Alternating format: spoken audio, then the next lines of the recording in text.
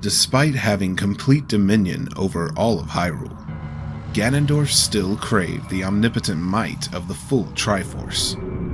For there was still an ambition that could not be satisfied by ruling all that dwelled upon the surface.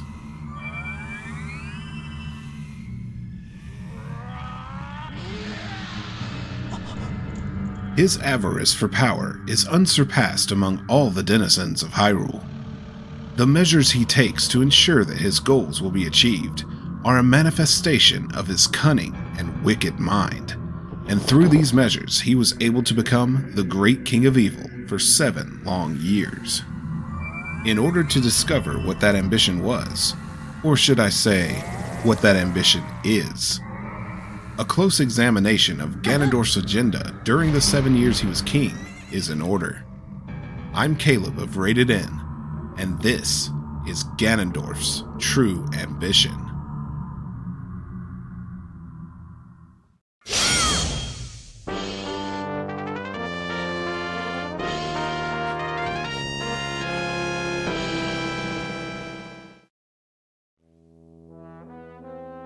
The scheming Ganondorf arranged an audience with the King of Hyrule. As the giant of a man strode towards the king's throne, he knelt down upon one knee in a display of false humility. Out of the corner of his eye, he glimpsed a flash of green.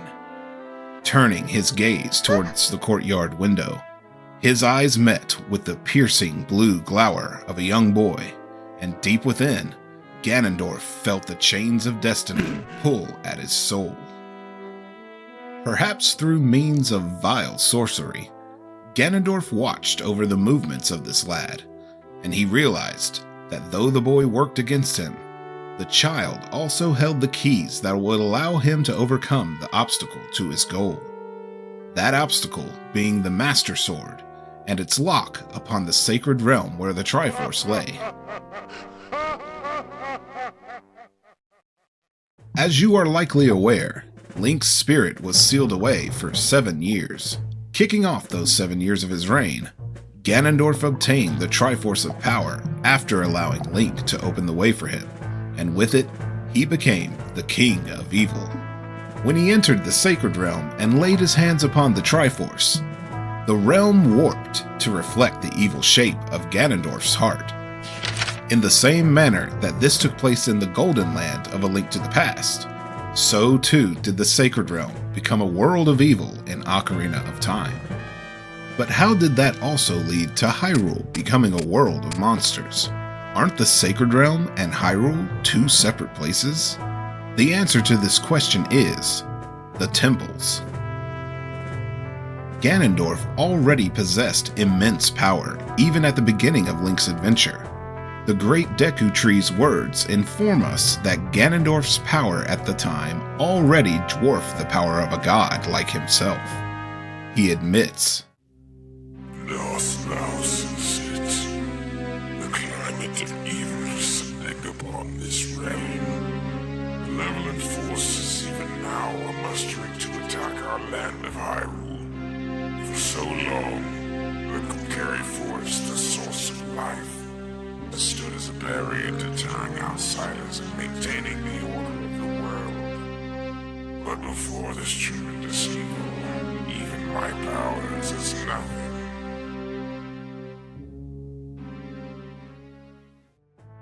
Coupling his already enormous energy with the might of the Triforce of Power, Ganondorf was able to project his malice from the temples and into the world of Hyrule.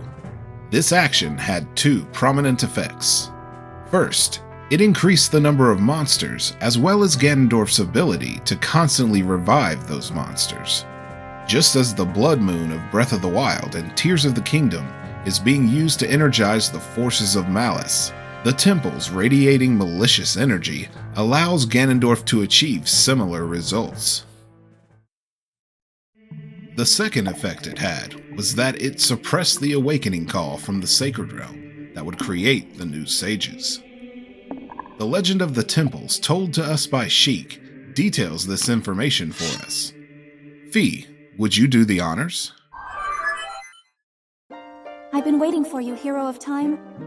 When evil rules all, an awakening voice from the sacred realm will call those destined to be sages who dwell in the 5 temples.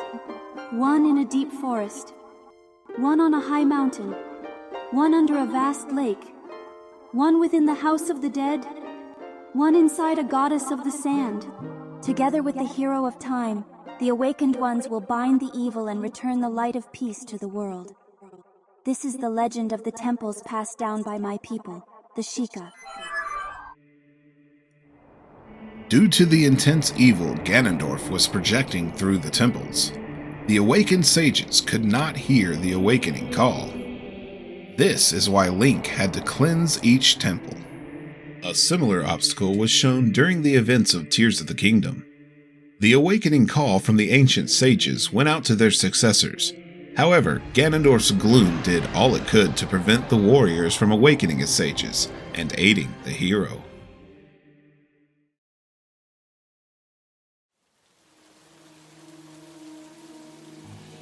Once Ganondorf had gained power and flooded the world with his malice, he had his work cut out for him.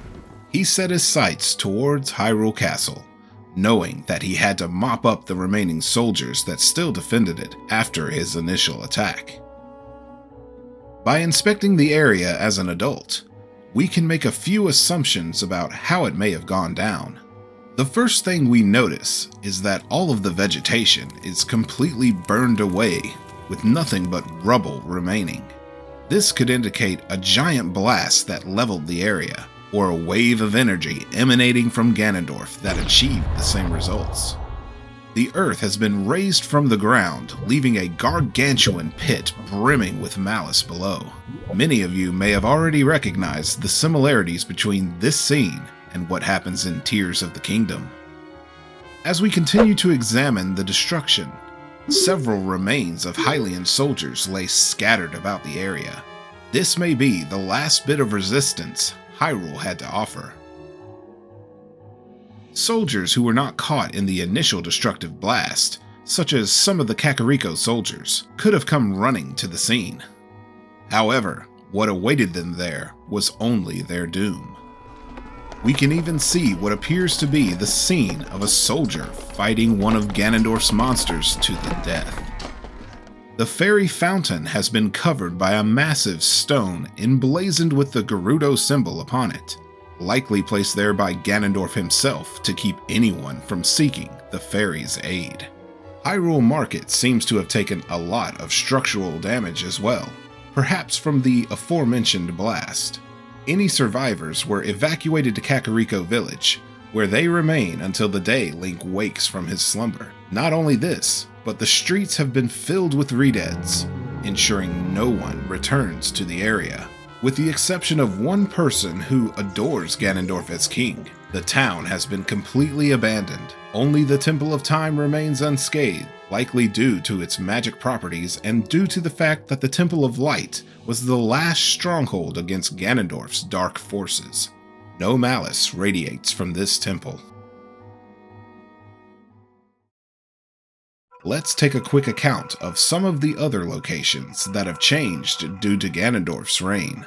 Kokiri Forest, left without its guardian spirit, was overrun with forest monsters. This forced the Kokiri to huddle in their homes for safety. With the Great Deku Tree already dealt with years ago, the area was easy for monsters to overrun. Ganondorf eventually was compelled to deal with the rebellious Goron tribe. He resurrected the evil dragon Volvagia and sent his followers to force everyone in Goron City to be held captive in the Fire Temple. Ganondorf's plan was to feed the Gorons to Volvagia and send a message to any group that would resist him. This is the fate that awaits you. At Zora's Fountain, Jabu Jabu can no longer be found, likely succumbing to the illness that Ganondorf cast upon him 7 years ago. The frigid temperatures of the ice cavern have overtaken the domain and frozen all of the Zora beneath a layer of ice. Sheik manages to save Princess Ruto, but the rest remain frozen until Link's arrival. Due to the presence of Morpha, Lake Hylia has nearly dried up.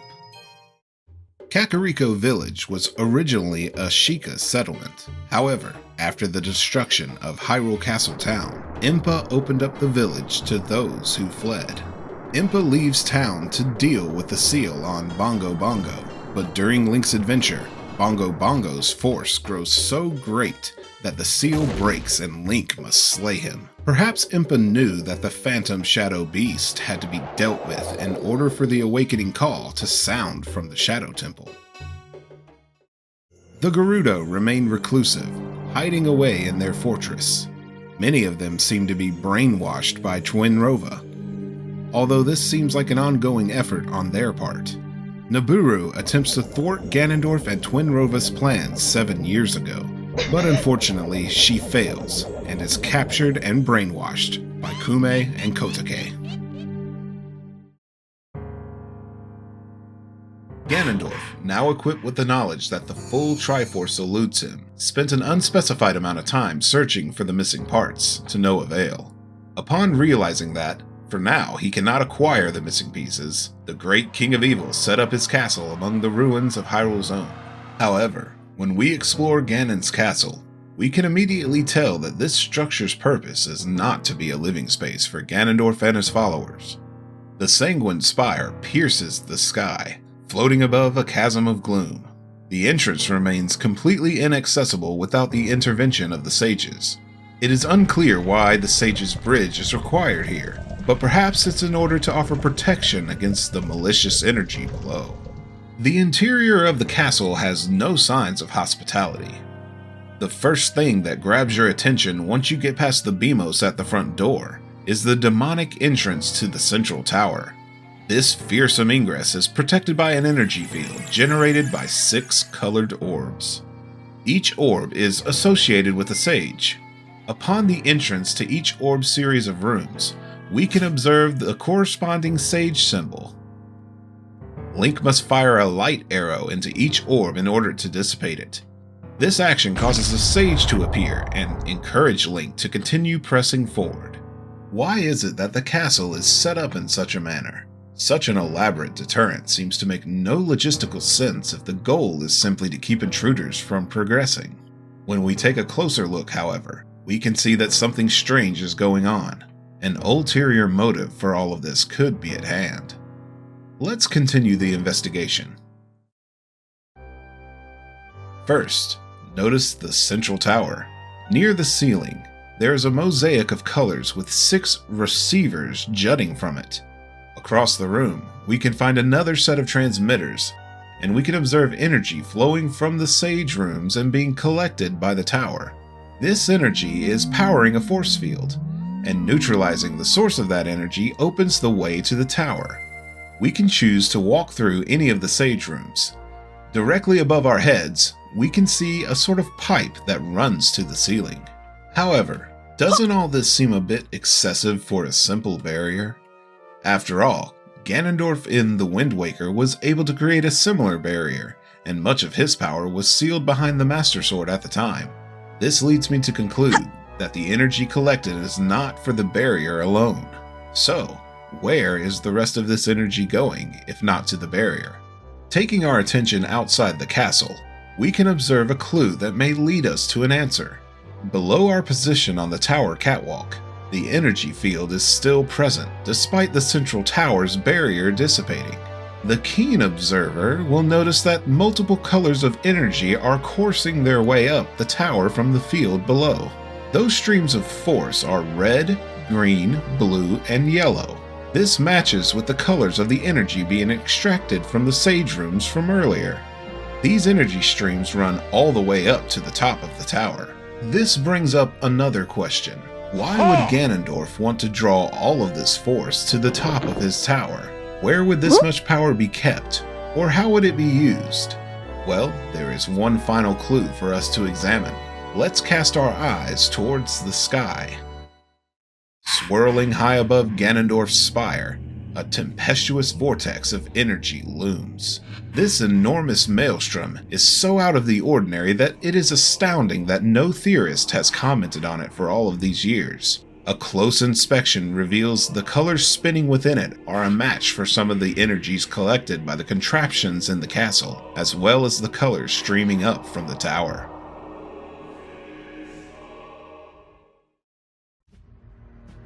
When I began writing this script, my intention was to release this video a couple of weeks prior to Tears of the Kingdom. Originally, I wanted to include potential theories that this game may have explored regarding Ganondorf continuing his plans from past games. However, since we have discovered that this Ganondorf has only loose ties to the one seen in Ocarina of Time, I feel it is best not to attempt to connect the two games' Demon Kings based on circumstantial or thematic evidence only. This brings us to the crux of the video. What is Ganondorf's true ambition? What is the purpose of the swirling energy above his castle? Why was it necessary to harness the sage's force to create it?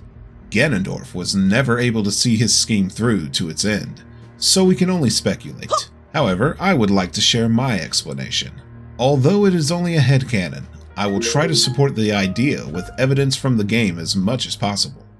Ganondorf's ultimate goal was to gain the power of the complete Triforce. Although with that goal seemingly unattainable through conventional means, he was forced to place it on the back burner. Ganon holds a deep hatred for the gods. Like Demise before him, he seeks the destruction of the gods and those who serve them. With Hyrule under Ganondorf's rule, I believe he turned his focus to what this theory suggests his true ambition was: continuing his assault upon the Gods tribe. After all, he had already killed the Great Deku Tree and Lord Jabu Jabu. According to lore across the entire series, a number of gods reside in the heavens. For example, the Zonai were said to have descended from the heavens. In Skyward Sword, Narisha, also known as Levias, resides above the cloud barrier. The dragons Dinraal, Nadra, and Farash of Breath of the Wild pass through portals to the skies above. This in turn leads me to believe that the swirling maelstrom above the castle might be a portal that leads to the realm of the gods. In addition to the sky vortexes the dragons use, there are a couple more portals that have similar traits to what we see above Ganon's castle. In Majora's Mask, within the Stone Tower Temple, is a portal to a large desert where we can fight the dungeon's final boss. The apparatus that transports Link to that desert appears to be a smaller version of what Ganondorf is doing. Also worth mentioning is A Link Between Worlds, whose transports to Lorule are also depicted with a mass of colors. Furthermore, I believe the reason the sage's energy was involved in this could be because the sages are tied to the gods themselves. Evidence of this could be found in The Wind Waker, where the sages prayed to the gods in order to keep the Master Sword charged with the power to repel evil, or in Skyward Sword, where we can see the temple of the goddess Hylia is emblazoned with the sages' medallion symbols. Perhaps the nature of their relationship to the gods meant that their powers could allow access to them. By using this portal to gain entry to the realm of the gods, Ganondorf would unleash the might of the Triforce of Power upon them and satisfy his hate for the gods that was passed down by the last incarnation of malice, Demise himself. But in the end, we know that he would never be able to see such an idea come to pass. Thank you once again for spending time watching this theory video. Anthony, Andy, and I will be looking forward to what kind of theories you might have about the vortex above Ganon's castle. If you have any comments or critiques, sound off down below. If you enjoy our fresh takes on Zelda content, please subscribe to the channel for more to come, and drop a like on this video while you're at it. I'm Caleb, and until the next one, keep it rated in.